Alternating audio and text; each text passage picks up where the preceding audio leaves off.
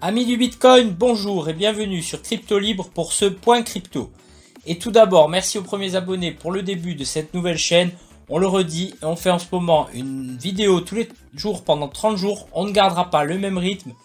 Mais si vous aimez le format, abonnez-vous et on continuera aussi souvent que possible. Allez, l'analyse, c'est tout de suite, c'est parti.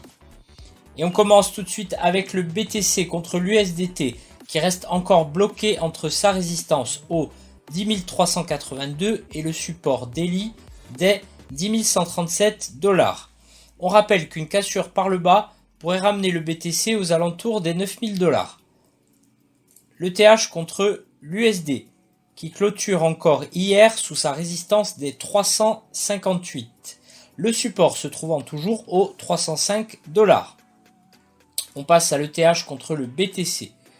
L'ETH qui a finalement reclôturé au-dessus de sa moyenne mobile 50 et la résistance des 0,03746. Toutefois, sans recasser encore l'oblique, la prochaine résistance se situe au 0,03646 BTC. On fait un point sur les altcoins.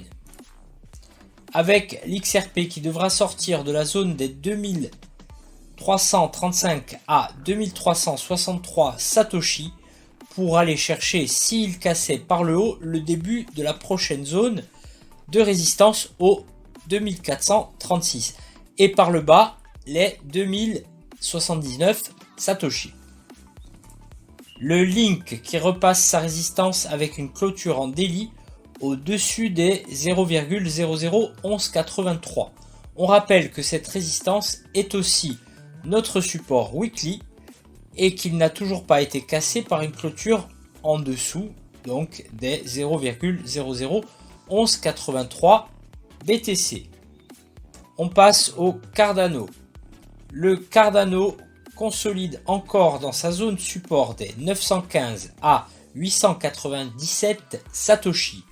Une grande zone d'hésitation puisque, on le rappelle, si le Cardano cassait par le bas, il pourrait retourner chercher très loin les 628 Satoshi.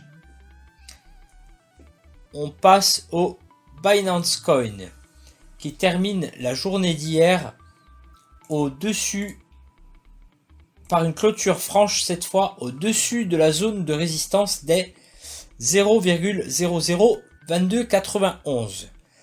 Il pourrait reprendre appui sur ce niveau pour aller chercher la prochaine zone de résistance au 0,002466 BTC.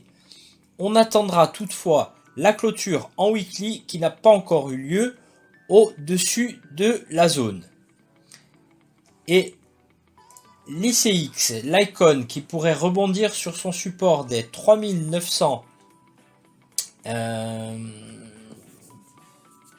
Satoshi, pour repartir vers les 4579. Ou bien s'il cassait le support par le bas, il pourrait retourner voir les 3377 Satoshi. Et on termine avec la DeFi et Yearn Finance qui fait hier une belle clôture à plus de 20%. La résistance à casser se trouve au 34 850. Attention cependant au rebond du chat mort. Voilà, ce point crypto touche à sa fin. Merci de nous avoir suivis. Un pouce en l'air si vous appréciez.